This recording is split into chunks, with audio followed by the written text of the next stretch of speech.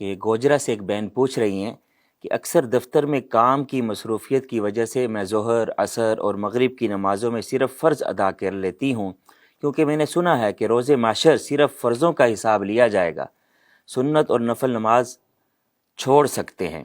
اس بارے میں رہنمائی فرمائیں، کیا واقعی ایسا ہے کہ صرف فرض ہی پڑھ لیے جائیں، نفل بالکل چھوڑ دیے جائیں؟ دیکھیں، دن اور رات کے اندر اللہ رب العالمین نے ہمارے اوپر جو نمازیں فرض کی ہیں، جن کے بارے میں حساب ہونا ہے، وہ تو یقیناً فرائض کے ساتھ ہی ان کا تعلق ہے۔ لیکن یہ بات بھی یاد رکھیں، ہمارے ہاں اس چیز کے حوالے سے بڑی خطا پر مبنی معاملات کیے جاتے ہیں۔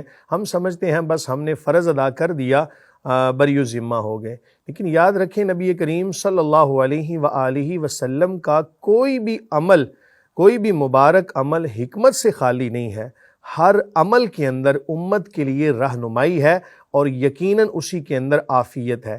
ایک ایسا بندہ کہ جس کے ذمہ سابقہ زندگی کے اندر کوئی بھی نمازیں قضا اس کے ذمہ نہیں ہیں، تو اس کو چاہیے کہ فرائض کی ادائیگی کے ساتھ ساتھ جو سنن ہیں، نوافل ہیں، ان پر بھی مواظبت اختیار کرے، کیونکہ فرض ادا کرنے سے نا ایک ہلکا سا ذہن کے اندر ایک تکبر بھی پیدا ہوگا کہ میں بس بری و ذمہ ہوں، مجھے باقی کسی بھی عبادت کی ضرورت نہیں ہے۔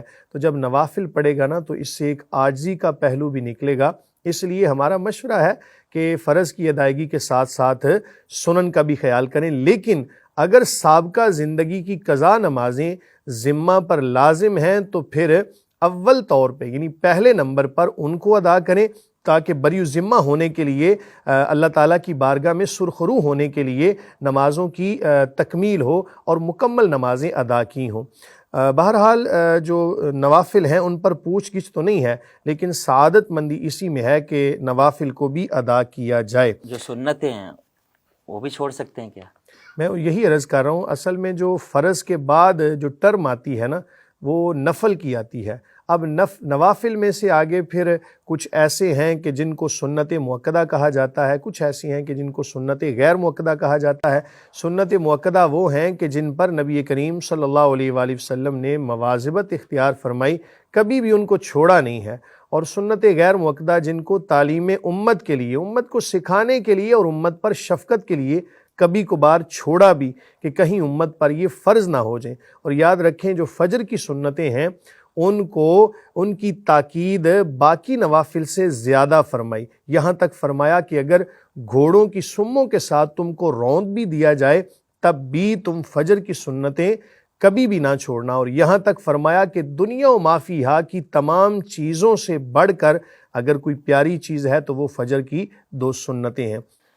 فرائض میں سنا کہ اگر کچھ کمی رہ جائے تو نوافل سے پوری کی جاتی ہے، ٹھیک ہے؟ اگر فرائض میں کمی رہ گئی ہے تو وہ نفلوں ہی سے پوری ہوگی، نفل اگر چھوڑ دیے تو فرائض کی کمی تو پوری نہیں ہو سکے گی۔ اسی لیے جس بندے کے ذمہ قضا نمازیں ہیں نا، تو اس کو چاہیے کہ سب سے پہلے اپنی قضا نمازوں کا حساب لگا کے ان کو پورا کرے۔ اور جو بندے یہ سمجھ لیں کہ لازمی طور پر عادت بنا لیں کہ ہم نے سنت پڑھنی ہی نہیں ہے، تو انہیں نبی کریم صلی اللہ علیہ وآلہ وسلم کی اس حدیث کو مد نظر رکھنا چاہیے۔ حضور فرماتے ہیں صلی اللہ علیہ وآلہ وسلم، من ترک سنتی لم ینل شفاعتی، او کما قال، کہ جس بندے نے جان بوجھ کر میری سنت کو ترک کر دیا اسے میری شفاعت نہیں ملے گی۔ اور دیکھیں، ہمارے اعمال تو یقیناً اس قابل نہیں ہیں، ہم جتنا مرضی کوئی اچھا عمل کر لیں، وہ کوئی اتنا بہت زیادہ اعلیٰ قسم کا عمل ہم کر ہی نہیں سکتے۔ ہمیں تو ایک نبی کریم صلی اللہ علیہ وآلہ وسلم کی شفاعت پر ایک بھروسہ ہے اور امید ہے، قوی امید ہے کہ حضور نبی کریم صلی اللہ علیہ وآلہ وسلم کی شفاعت ہمیں ملے گی۔ تو اس شفاعت کے حصول کے لیے ہمیں سنن کو بھی ادا کرنا چاہیے اور تاکید کے ساتھ ادا کرنا چاہیے، اور اصل ثواب کا ترتب فرائض کی ادائیگی کے بعد سنن پر ہوتا ہے۔ جی مفتی صاحب